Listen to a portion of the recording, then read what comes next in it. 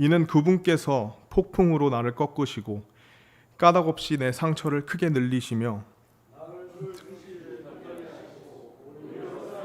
나를 채우시기 때문이라. 아멘. 우리 잠시 말씀을 위해 함께 기도하겠습니다. 하나님 아버지 감사합니다. 오늘 9월에 하나님께서 참 귀한 날씨를 먼저 허락해 주셔서 또 우리가 또 아침과 저녁으로 선선한 그 날씨 가운데 또 우리 생활을 할 수 있도록 해주셔서 감사합니다. 또 다음 주에 있을 또 귀한 추석 연휴를 맞이해서 또 우리가 가족들을 뵙고 또 더 나아가서 우리 그리스도인으로서 귀한 간증을 드러낼 수 있는 또 시간 주셔서 감사합니다. 미리금 오고 가는 길 하나님께서 안전하게 지켜주시고 또 그 안에서 또 귀한 교제 시간 가질 수 있도록 인도해 주시길 원합니다. 이 시간은 하나님의 말씀을 나누는 시간입니다. 하나님께서 이 말씀이 우리에겐 참 무거운 말씀일 수 있지만 그러나 이것이 우리의 삶의 지혜로서 또 우리 삶에 하나님의 은혜를 더 경험하고 무엇보다 하나님을 의지하고 신뢰할 수 있는 그런 귀한 말씀으로 우리 마음에 새겨질 수 있도록 하나님 이 모든 것 하나님께 간절히 구하오니 하나님께서 역사해 주길 간절히 원합니다. 계속해서 정구택 형제님, 정구택 형제님 또 유족분들 위해서 그 마음의 평안과 위로를 위해 기도합니다. 하나님께서 말씀을 통해서 계속해서 그 가족이 참 그런 어려움 속에서 이겨낼 수 있는 힘과 또 치유의 능력으로 함께해 주길 간절히 원합니다. 모든 것 감사드리며 예수님 이름으로 기도드립니다. 아멘. 네, 감사합니다. 자리에 앉으시겠습니다. 오늘 우리 욥기서 말씀의 어떤 한 욥의 고백의 내용으로 우리가 이 본문 말씀을 나눴는데요. 사실 이 욥기서는 우리에게 많은 부분을 시사합니다. 우리 삶에 이 욥기서는 어쩌면 우리가 참 읽기가 무거운 말씀이 될 수도 있고요. 또 더 나아가서 우리가 나이가 들면 들수록 더 현실적으로 와닿을 수 있는 말씀의 내용과 구성이라고도 저는 개인적으로 생각을 합니다.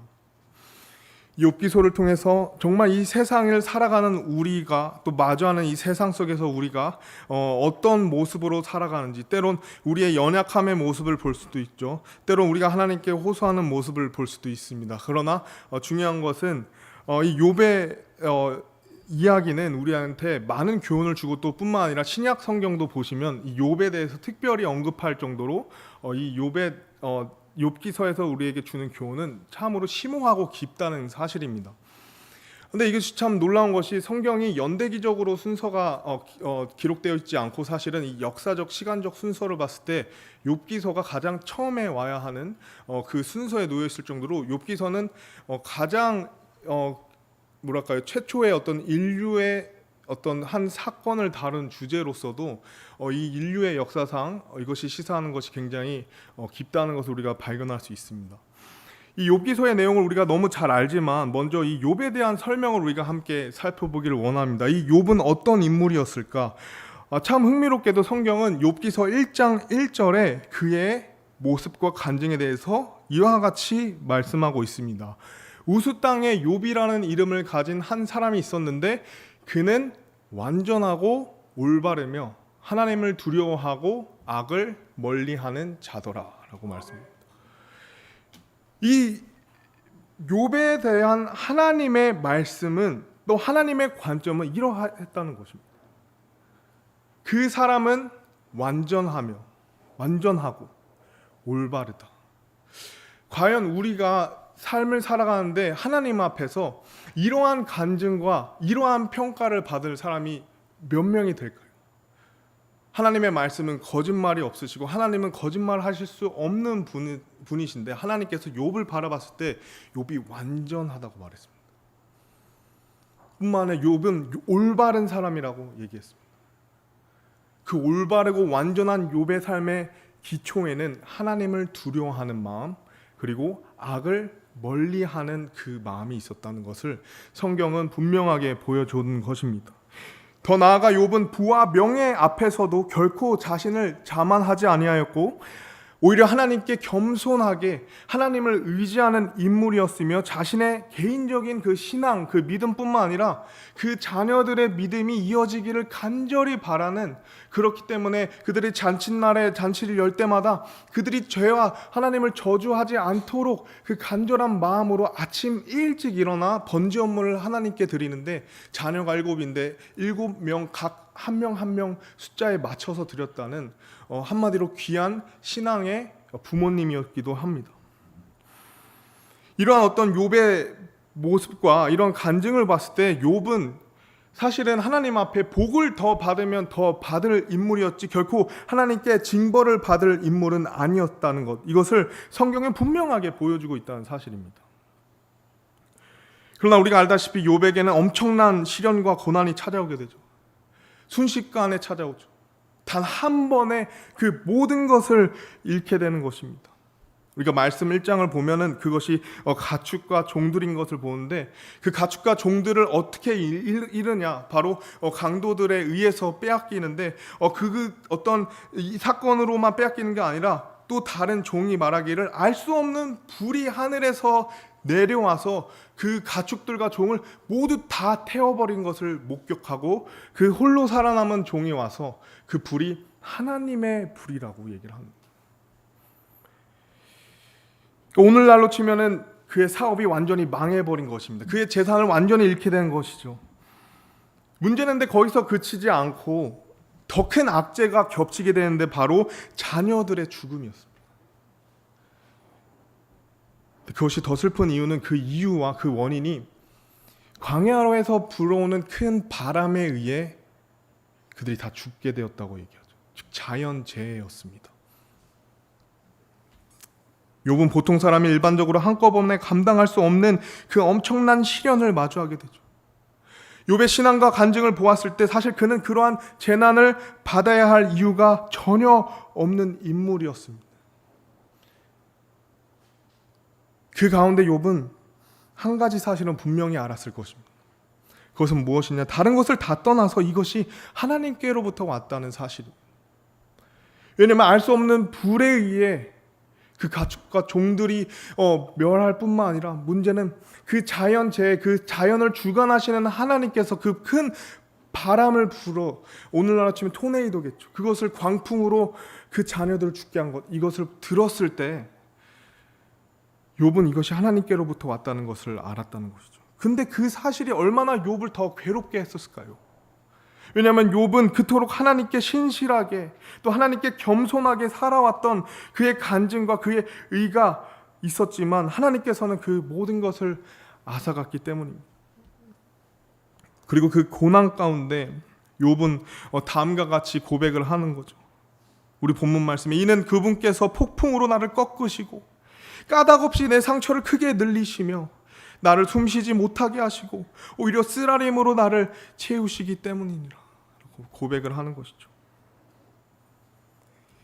우리 삶을 비춰봤을 때 우리 삶 속에 사실 일상 속에 있는 시련들, 그것은 사실 물론 이것이 인생의 불청객처럼 예고 없이 우리에게 찾아오긴 하지만 우리는 이 인생 속에서 작은 시련들을 피해갈 수는 없다는 것을 알고 있지만 이 문제들을 우리가 다룰 수 있고 우리가 이것을 익숙하게 대할 수 있는 것입니다. 인생의 작은 시련들은 오기 마련이죠.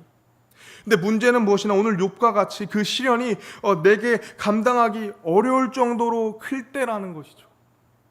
그러니까 사람들이 살아가면서 인생의 작은 시련들과 작은 어려움과 작은 문제들은 견뎌낼 수 있고 해결할 수 있고, 그것이 우리 삶에 어느 정도 익숙한 영역이고 패턴이기 때문에 그런 부분이 있지만, 문제는 이것이 갑작스럽고 또 이 시련이 거대하다면 사람은 갈대처럼 흔들리기 쉽다는 것이죠. 사람은 연약하여 한없이 작아지게 된다는 것이죠. 그렇기 때문에 이 욥의 고백처럼 우리는 꺾이고 또 상처받고 이 숨이 가득 찰 정도로 그 인생의 시련의 무게와 또 그 현실 앞에 위축되곤 한다는 것이죠. 시련의 폭풍이 더 거세지고 상처가 더 크게 늘어나며 숨쉬기 어려운 그 답답한 마음과 스트레스로 속이 쓰라리는 순간 속에 우리는 그 순간에도 하나님께 기도하고 하나님께 의지하려고 하지만 하나님께서는 때로는 그 상황 속에서 묵묵부답하시는 경우가 있다는 거죠. 어느 문제가 당장 해결되지 않을 것 같은 그런 현실 속에서 우리는 하나님을 의지하려는 마음도 있지만 그 상황 가운데 크게 낙심하게 된다는 것입니다. 그러면서 욥과 같이 하나님께 우리의 의를 말하곤 하죠. 내가 하나님 앞에 신실했던 그 모습들, 내가 하나님 앞에 의롭게 살아가려 했던 그 내 마음들 하나님이 아시지 않습니까? 내가 믿음으로 이것을 이겨내려 하는 그 마음을 하나님 아시지 않습니까? 그러한 나의 믿음과 간증 가운데 일이 더 안 풀리고 더 나아가서 이 삶에 짓누르는 괴로움 가운데 오늘 욥처럼 그 순간에 우리를 더 어렵게 하는 것이 하나가 더 있는데 그것은 바로 이 모든 상황과 이 모든 고난의 그 까닭을 모르는 경우가 그 상황인 것이죠. 까닭 없이 내 상처가 크게 늘어나는 그 이유를 도무지 알 수 없는 나의 삶과 나의 신앙과 별개로 펼쳐지는 그런 어려움을 갑자기 직면하였을 때, 그리고 그것을 믿음으로 돌파하고자 하였지만 그것이 좀처럼 풀리지 않을 때 왜 나에게 이런 일이, 왜 나에게 이런 어려움이 있었을까? 우리는 그 이유를 모를 때에 우리를 더 어렵게 만든다는 것입니다.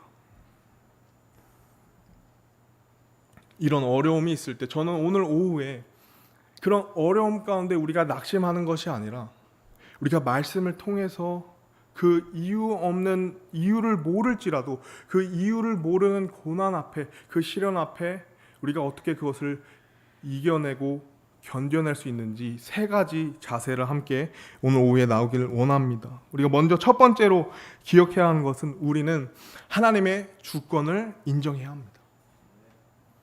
우리는 하나님의 주권을 인정해야 되죠. 욥은 자신의 고난 앞에 자신의 의를 드러내며 그 의를 호소합니다. 우리가 앞서 본 그 욥의 간증과 믿음을 보았을 때, 그의 의를 보았을 때 그 호소는 사실 충분히 하나님 앞에 참리적이었던 것이죠. 욥의 믿음은 주변 지역에서 유명할 정도로 신실하고 굳건하였고 욥은 그 간증대로 삶을 살아왔기 때문입니다. 그 누구도 욥의 행실을 보았을 때 하나님께서 허락하신 고난은 어쩌면 부당하다고 생각을 할 수 있었던 것이죠. 그러나 우리 인생에서 하나님께 의를 드러내는 것은 결론적으로 말씀을 드리면 그것은 아무런 의미가 없다는 것입니다. 왜냐하면 하나님께서는 우리를 향해 하나님의 뜻을 행하실 수 있는 절대자이시기 때문이죠. 우리가 그 부분을 먼저 인정해야 한다는 것입니다.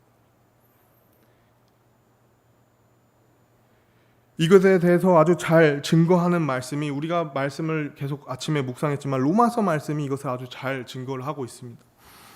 로마서 말씀 9장 말씀 우리 14절부터 보시면 다음과 같이 나와 있죠. 그러면 우리가 무슨 말을 하겠느냐? 하나님께 불의가 있느냐? 결코 그럴 수 없느니라.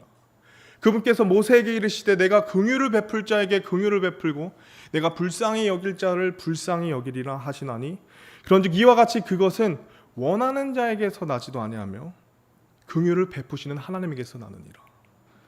성경 기록이 파라오에게 이르기를 내가 바로 이 목적을 위해 너를 일으켰나니 이것은 내가 내 안에서 내 권능을 보이고 내 이름을 두루 온 땅에 밝히 알리려 함이니라 하시나니 그러므로 그분께서는 친히 긍휼을 베풀 자에게 긍휼을 베푸시고 친히 강팍하게 할 자를 강팍하게 하시느니라. 하나님께서는 자신의 뜻과 영광을 위해 어떤 상황과 어떤 사람도 능히 사용하실 수 있다는 사실을 우리 이 말씀을 통해 볼 수 있다는 거죠. 성경 기록이 파라오에게 이른, 성경 기록이 어떤 하나님의 사람, 하나님의 자녀로 하나님께 쓰임받는 그런 사람에게만 이르시는 게 아니라 그 하나님을 대적하고 하나님을 끝까지 거부했던 그 파라오조차도, 그 위대한 이집트의 왕조차도 하나님께서는 특별한 목적을 위해 그 자리를 허락하셨다는 절대자이심을 보여주는 말씀이죠. 하나님께는 원하는 자에게 하나님이 긍휼을 베푸시고 친절을 베푸시는 게 아니라 하나님께서 원하신다면 긍휼과 또 하나님께서 원하신다면 그 마음을 강팍하게 하실 수 있다는 것, 이것이 하나님의 절대적인 주권을 보여주신 것이며, 이것이야말로 우리가 먼저 상기해야 할, 이유 모를 고난 앞에 우리가 그 하나님의 주권을 인정해야 되는 부분인 것입니다.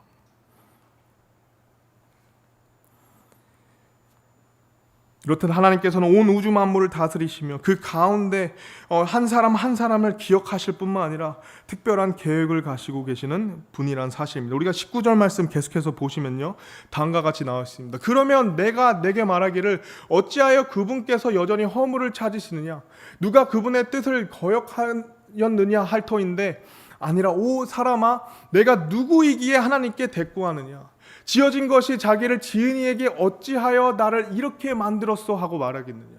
토기장이가 같은 덩어리의 진흙으로 한 그릇을 만들어 존귀에 이르게 하고 다른 하나를 만들어 수치게 이르게 할 권력이 없겠느냐.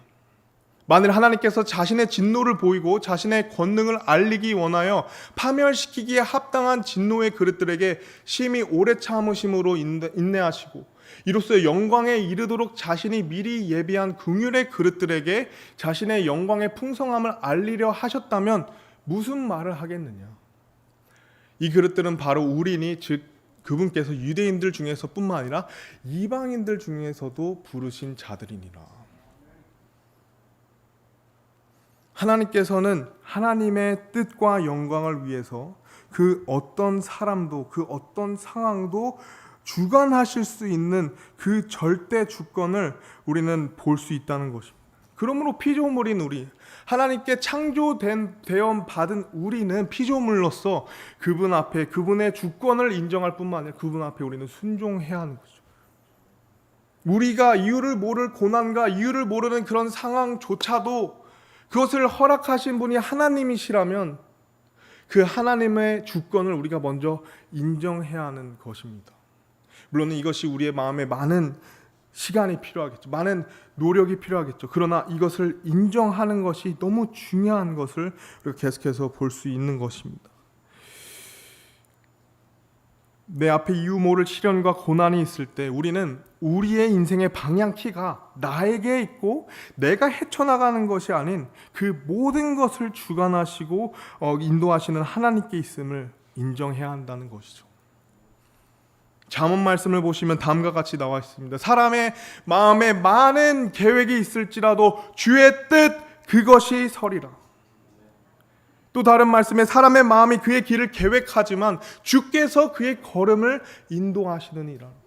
우리 마음속에 많은 계획이 있죠. 우리 마음속에 많은 대책이 있고 많은 해결책이 있습니다. 그러나 중요한 것은 그 걸음을 떼게 하시는 분은 바로 주 하나님이심을 우리 마음에 인정할 때에 우리가 인도함을 받을 수 있다는 것입니다. 그 모든 것의 시작은 하나님의 주권을 인정하는 것이죠. 내 모든 인생의 순간에 하나님이 그것을 허락하셨다는 거예요.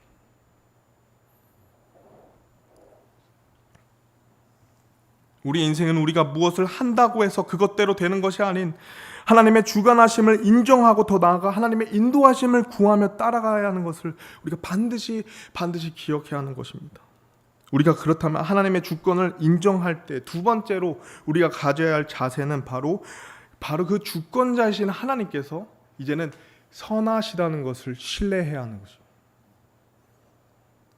하나님의 주권을 인정할 때 우리가 그 다음으로 생각할 수 있는 것은 그 하나님이 나에게 어떤 분이신가, 그 하나님이 나에게 선하신 분이신 것을 내가 신뢰를 해야 한다는 거예요. 저번 말씀에도 나눈 구절이지만 욥에 관련된 말씀이기 때문에 다시 한번 제가 생각해 보길 원합니다. 야고보서 5장 10절에서 11절 말씀을 보시면 내 형제들아 주의 이름으로 말한 대언자들을 고난당하는 것과 인내의 본으로 삼으라. 보라 참는 자들을 우리가 행복한 자들로 여기나니 너희가 욥의 인내를 들었고 주께서 주신 결말을 보았는데 주께서는 지극히 동정심이 많으시며 친절한 긍휼을 베푸시느니라 라고 말씀합니다. 욥의 인내를 우리가 보았고 욥의 그 순간에 욥의 고백을 보았지만 그 모든 과정에서 끝이 나는 것이 아니라 그 모든 과정의 끝에 하나님께서 주신 결말을 우리가 말씀을 통해 보니 우리가 내는 결론은 하나님이 악하시고 하나님이 심판하시고 하나님이 냉정하시고 냉철하신 분이 아니라 그분은 지극히 동정심이 많으시고 그분은 친절한 긍휼을 베푸시는 분이심을 믿을 수 있다라는 것입니다. 하나님의 주권을 인정할 때 우리의 마음엔 그 하나님께서 나에게 선하신 분이라는 것, 이것을 우리가 결코 내려놓아서는 안 되죠. 그것을 신뢰해야 한다는 것입니다. 그것을 신뢰해야 한다는 거죠. 성경은 이뿐만 아니라 계속해서 하나님의 선하심을 보여주고 있죠. 우리가 너무 잘 아는 요한복음 10장 14절 말씀, 예수님께서 말씀하시기를 나는 선한 목자라. 내 양들도 알고 내 양들을 알고 내 양들도 나를 아느니라. 또 다른 말씀을 보시면 사도행전 14장 17절에 그럼에도 불구하고 선을 행하시고 우리에게 하늘로부터 비를 내려주시며 절실의 계절을 주사 음식과 기쁨으로 우리의 마음을 채워주심으로써 증거 없이 자신을 내버려 두지 아니하셨느니라.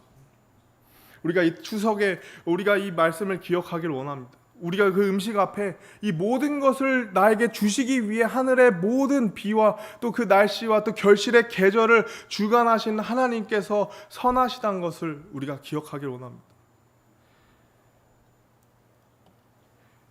그러니까 우리가 너무 잘 알고 있는 이 하나님의 선하심에 대해서 분명히 보여주고 있는 또 다른 말씀은 바로 로마서 8장 26절에서 28절 말씀이죠. 이와 같이 성령께서도 우리의 연약함을 도우시나니 우리가 마땅히 해야 할 방식대로 무엇을 위해 기도할지 알지 못하나, 우리의 마음에 큰 어려움 혹은 우리의 마음에 기도할 수 없는 그 상태에서 성령께서 무엇을 하시냐면요, 성령께서 말로 할 수 없는 신음으로 친히 우리를 위해 중보하시느니라. 마음을 살피는 분께서 성령의 생각이 무엇인지 아시나니 이는 그분께서 하나님의 뜻대로 성도들을 위해 중보하시기 때문이라. 우리가 잘 아는 28절 말씀에 우리가 아는 바와 같이 하나님의 사랑하는 자들 곧 그분의 목적에 따라 부르심을 받은 자들에게는 모든 것이 합력하여 무엇을 이루죠? 선을 이루느니라. 모든 것이, 모든 이유가 알 수 없는 고난조차도 그것이 하나님을 사랑하는, 하나님의 사랑하는 모든 자들에게는 그것이 합력되어 선을 이루실 수 있는 분이라는 것, 이것을 우리가 신뢰해야 한다는 것이죠. 욥이 이유를 알 수 없는 고난을 받게 된 것은 하나님이 욥을 사랑하지 않아서가 아닙니다. 바로 하나님께서 욥을 사랑했기 때문이죠. 욥이 이유를 알 수 없는 고난을 받게 된 것은 하나님이 욥을 신뢰하지 않아서가 아니죠. 하나님께서 욥을 신뢰했기 때문입니다. 우리가 이유를 알 수 없는 그런 어려움과 고난을 겪고 있다면 그것은 하나님이 우리를 사랑한다는 것이죠. 우리가 이유를 모르는 고난을 겪고 있다면 하나님께서 우리를 신뢰하고 있다는 뜻입니다. 하나님께서는 결코 자신의 자녀들에게 이유 없이 악으로 갚으시고 이유 없이 심판을 내리시는 분이 아니라는 사실입니다. 그분께서는 그렇지 못하다는 거죠. 물론 우리가 살면서 사람에게 그럴 수 있고 사람이 나에게 그럴 수 있고 세상이 나에게 그렇게 할 수 있지만 하나님께서는 결코 그런 분이 아니시라는 것을 우리가 믿으시길 바랍니다. 하나님께서는 선하시다는 것. 그렇기 때문에 우리 시편 기자, 우리가 너무 잘 아는 23편 말씀에 보면 참으로 내가 사망의 그늘진 골짜기를 다닐지라도 해 악을 두려워하지 아니하리니 주께서 나와 함께 계시며 주의 막대기와 주와 지팡이가 나를 위로하시나이다. 주께서 내 원수들 눈앞에서 내 앞에 상을 차리시고 기름을 내 머리에 부으시니 내 잔이 넘치나이다. 우리 마지막 구절 함께 읽을까요? 내 평생의 선하심과 긍휼이 정녕 나를 따르니 내가 주의 집에 영원히 거하리로다. 내 평생에 주님의 선하심과 주님의 긍휼이 나를 따른다. 분명하게 말씀했죠. 그 신뢰, 주권자이신 하나님이 선하시다는 것, 그 선하심과 긍휼이 평생 나를 따를 거라는 그 신뢰함 가운데 우리는 주의 집에 영원히 거할 수 있다는 거죠. 주님께 벗어나지 않을 수 있다는 것입니다. 오 주께서 선하신 것을 맛보고 알지어다. 그러면서 이렇게 말하죠. 그분을 신뢰하는 사람은 복이 있도다. 여러분, 하나님의 선하심을 경험하셨습니까? 그렇다면 그것을 계속 신뢰하시기 바랍니다. 그 신뢰하는 자는 하나님께서 복을 주신다는 거죠. 또 다른 말씀 보시면 의로운 자들이 부르짖음에 주께서 들으시고 그들의 모든 고난에서 그들을 구출하시는도다. 주께서는 상한 마음을 가진 자들에게 가까이 계시며 통회하는 영을 가진 자들을 구원하시는 도다. 의로운 자의 고난이 많으나 주께서 그 모든 고난에서 그를 구출하시는 도다. 하나님은 이와 같이 우리에게 오늘날 약속하십니다. 하나님 앞에 의로운 자, 하나님 앞에 구원받아 하나님의 자녀로 거듭난 모든 사람, 그 의로운 자에겐 고난이 많을 수 있지만 그 모든 고난에 하나님은 모든 순간에 개입을 하셔서 그를 구출하시겠다 약속하십니다.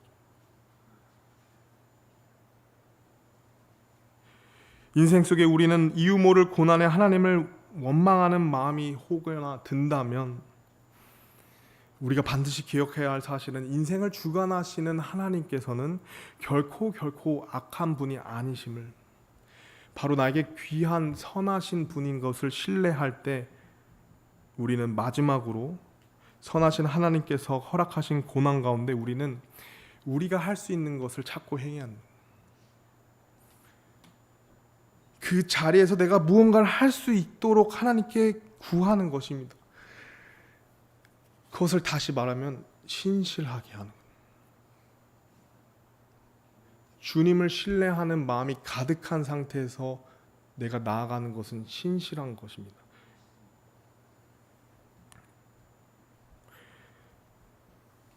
시편 119편 71절 말씀 보시면 내가 고난당한 것이 내게 좋으니 라고 말을 합니다. 그 이유는 다음과 같죠. 이로써 내가 주의 법규들을 배우게 되었나이다. 욥은 폭풍으로 꺾이고 까닭없이 자기 상처가 크게 늘어나며 그로 인해서 숨을 쉬지 못할 정도로 그 쓰라림이 가득 채워졌다고 고백하였습니다. 우리가 욥기서를 다 보면 너무 좋지만 그 욥기서를 다 보지 못하지만 요약을 해서 이 욥기서를 우리가 나눌 때 이 욥기서가 참 흥미로운 부분이, 사실 욥은 계속해서 자신의 신세를 한탄하고 그 이유 모를 고난 앞에서 좌절하고 낙심하며 자신의 삶을 부정할 뿐만 아니라 자신의 생애를 부정하고 불만했다는 사실입니다.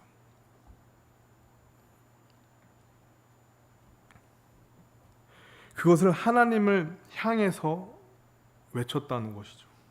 자신의 삶의 한탄함을 고백했던 것입니다. 그것이 욥기서에서 계속 전반적으로 내가 이런 하나님 앞에서 모습이었는데 왜 하나님께서 이런 것을 허락하셨는지, 내 삶을 부정하게 되고 내가 태어나지 않았으면 더 좋았겠다. 근데 그 모습이 사실은 하나님 앞에 어땠을까요? 우리가 일반적으로 생각하는 것 중에 하나가 내가 하나님 앞에 불평불만하는 것이 사실은 그것이 옳은 것이 아닌 것을 우리가 잘 알고 있습니다. 뭔가 하나님 앞에 나의 자세는 하나님 선하신 것을 제가 믿기 때문에 저는 모든 것을 믿고 맡기겠습니다라고 말하는 것이 FM 같고 그것이 맞는 것 같죠. 근데 욥기서를 보면 그런 모습이 아니라 자신의 생애를 저주하고 자신이 태어난 것을 부정하려고 하는 그 욥의 모습을 하나님께서 계속 보고 계신다는 것을 우리가 알 수 있다는 거죠. 그런 모습을 보니 우리가 욥의 친구들처럼 욥을 판단할 수 있고요, 또 욥을 쉽게 정죄할 수도 있다는 것입니다. 그러나 놀라운 사실은 욥기서의 마지막을 보면 참 놀랍습니다.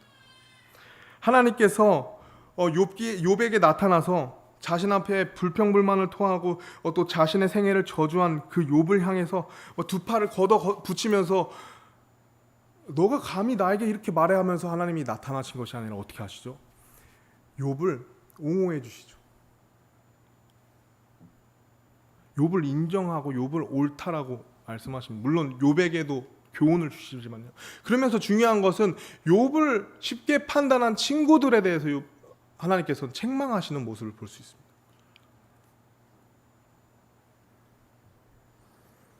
우리가 어떻게 이러한 모습을 하나님께로부터 볼 수 있는, 우리가 봤을 땐 자신의 생애를 저지하고 태어나지 않았으면 좋겠다라고 말하는 그 욥에 대해서 하나님께서 참 할 말씀이 많으실 텐데 그것을 인정해 주시고 그것을 옹호해 주신다는 거죠.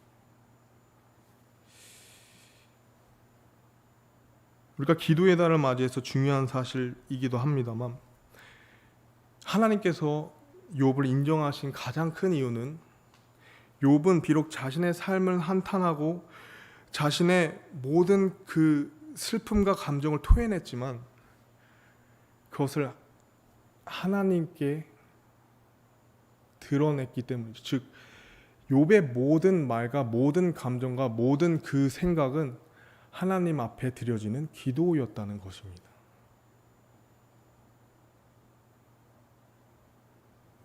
자신의 삶을 한탄하여 하나님을 저주함으로써 하나님과로 멀어지고 하나님으로부터 원망하여 도망한 것이 아니라 그 모든 상황과 감정과 그 모든 연약함을 하나님께 드러냈다는 것이죠. 그걸 하나님이 옹호해 주시고 품어 주셨다는 것입니다.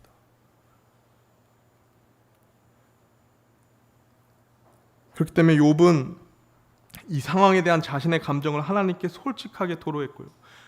욥은 자신의 연약함을 하나님 앞에 있는 그대로 보여드렸습니다. 뿐만 아니라 욥은 이 모든 일에 대해서 하나님께 계속 간구하고 하나님 앞에 계속 토설하는 모습을 우리가 욥기서를 통해서 발견할 수 있다는 거죠. 비록 그 내용이 하나님 앞에 보시기에는 믿음이 없는 것처럼 보일 수 있고 연약해 보일 수 있지만, 하나님께서는 그 모든 우리의 연약함을 품어주시고 이해해 주신다는 것입니다. 우리의 슬픔을 공감해 주시죠. 우리의 두려움을 이해해 주시는 분이기 때문이죠. 욥은 끝까지 하나님 앞에 이 일을 맡겼습니다. 그렇기 때문에 욥의 인내는 주께서 주신 결말을 가져다 줄 수 있었다는 거죠. 그리고 그 과정을 통해서 욥은 인생에 있어서 가장 중요한 부분을 배우게 되는 것입니다. 그렇기 때문에 우리가 시편 말씀을 보아도 이 고난을 당하는 것이 내게 이로울 수 있는 이유는 그 고난을 통해서 내가 하나님을 알게 된다는 거죠. 하나님의 말씀을 배우게 된다는 것입니다. 오늘 우리는 반드시 기억해야 할 한 가지 사실이 있습니다. 여러분 저는 모르지만 여러분 삶 가운데 개인적으로 고분분투하고 있는 어려움이 있을 수 있고요. 그 크기를 모르지만 그 크기가 너무 커서 그것이 내 삶에 지장을 줄 정도로 힘겨운 상황이 있을 수 있습니다. 그러나 우리가 기억해야 할 것은 고난은 결코 우리 혼자만이 겪는 일이 아니라는 거죠. 모든 의인의 고난 가운데 반드시 선한 하나님께서 함께 하신다는 사실을 기억하시기 바랍니다. 그리고 성경을 보면 욥 외에도 하나님께서는 이 고난을 통해서 사실 놀라운 일들과 하나님의 선을 이루시는 모습을 볼 수 있습니다. 우리가 이스라엘의 그 광야 생활을 바라봐도요, 그 40년의 광야 생활은 비록 이스라엘에겐 비참한 불순종의 결과였지만 사실은 그 과정을 통해서 이스라엘은 전투에 강한 민족이 되었다는 사실이죠. 다윗은 기름 부음 받은 자임에도 불구하고 사울 왕으로부터 벗어나서 10년 동안 방황하고 죽음의 두려움 속에서 계속해서 도망치는 그 시간을 겪습니다. 이유 알 수 없는, 이유 모르는 고난이 그에게 닥치죠. 그러나 다윗은 그 시간을 통해서 훗날 하나님만을 전적으로 의지할 수 있는 귀한 리더로서 성장하게 됩니다. 사도 바울은 어쩌죠? 사도 바울은 그의 사역이 이유 모를 고난에 그 감옥에 갇혀서 이제는 내가 더 이상 아무것도 할 수 없는 상황처럼 보일 때 하나님께 구하니 하나님께서는 그 시간과 그 장소를 활용하셔서 어떻게 하죠? 수많은 신약 서신을 쓰게 하시죠. 그리고 가장 중요한 것은 예수 그리스도의 그 갈보리 십자가는 훗날 우리에게 구원의 완성으로 우리를 인도할 수 있는 길이 되었다는 사실입니다. 하나님께서는 또 우리가 함께하는 그 고난에 우리에게 반드시 유익을 주시며 우리는 반드시 그 안에서 배울 수 있는 것이 있다는 것이죠.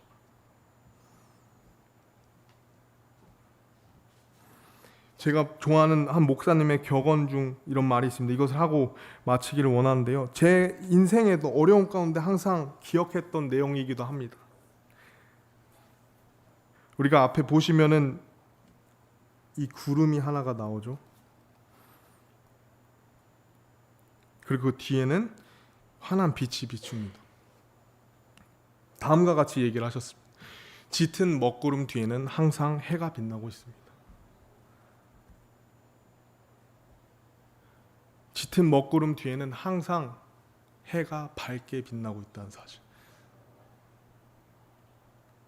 우리는 많은 경우에 이 짙은 먹구름 앞에 그 상황과 현실을 마주하는 우리는 마음이 녹곤 합니다. 그러나 우리가 기억해야 할 것은 그 먹구름 뒤에는 항상 해가 빛나고 있다는 사실. 그 먹구름 뒤에는 항상 그 해가 여전히 그 자리에서 밝게 빛난다는 거죠. 우리가 삶을 살아갈 때 우리는 이유 모를 거센 고난을 마주할 때가 있습니다. 그 안에서 우리의 마음이 녹아내릴 수도 있고 그 안에서 우린 좌절하고 또 절망할 때가 있죠. 그러나 그 고난 뒤에는 항상 하나님이 계신다는 거죠. 그러나 그 고난 뒤에는 항상 하나님의 선하심이 밝게 비춘다는 사실입니다. 그렇기 때문에 우리는 고난 앞에 하나님의 주권을 인정할 수 있어야 되는 거죠. 비록 그것이 나의 이해로는 받아들여질 수 없을 수 있지만 하나님께서 선하시다는 것, 그것을 우리가 신뢰해야 한다는 것입니다. 그 마음 가운데 이제는 그 모든 일을 하나님께 맡기고, 하나님, 오늘 내가 하나님을 신뢰할 때 하나님, 제가 무엇을 하길 원하십니까? 그것이 나에겐 일상적인 한 부분이 될 수 있습니다. 매일 아침 말씀을 읽는 것, 매일 아침 기도를 하는 것, 매일 주일마다 교회에 나와서 섬기는 것, 어떤 특별한 일이 아니더라도 내가 믿음을 가득 가지고 하나님 앞에 신실하게 나아갈 때 하나님께서는 모든 고난에 대한 그 구출의 계획을 가지고 인도해 주신다는 사실입니다. 그러면 우리에게는 우리의 믿음이 다시 회복돼야 된다는 것이죠. 다시 주님과의 동행이 회복돼야 한다는 것입니다. 의인이 비록 넘어질지라도 일어나는 것이 의인의 삶이라 하였는데, 다시 동행할 수 있도록, 내 걸음을 인도하실 수 있도록 내가 주님께 내 마음을 다시 맡기고 오늘 내가 해야 할 일을 구하고 순종하며 따를 때 하나님께서는 그 모든 것을 합력하여 선을 이루실 것인 우리가 반드시 믿어야 되는 것이죠. 오늘 우리가 말씀을 통해 보았듯이 우리 삶에 이해할 수 없는 많은 일들이 일어날 수 있습니다. 그 가운데 우리의 고백은 마치 욥과 같을 수 있죠. 그러나 우리가 거기서 머무는 것이 아니라 하나님의 주권을 인정하고 그 선하심을 신뢰하며 오늘 나에게 주신 그 일을 신실하게 행할 때 훗날 그 일을 뒤돌아보면 그것은 매우 작은 일처럼 보일 것입니다. 여러분 마음속에 여러 가지 어려움과 고민이 있다면, 또 그런 일들이 최근에 있었지만 그런 어떤 시간이, 회복의 시간이 필요한 분들이 있다면 그 모든 분들에게 이 말씀이 위로가 되고 은혜가 되길 원합니다. 우리 잠시 기도하도록 하겠습니다.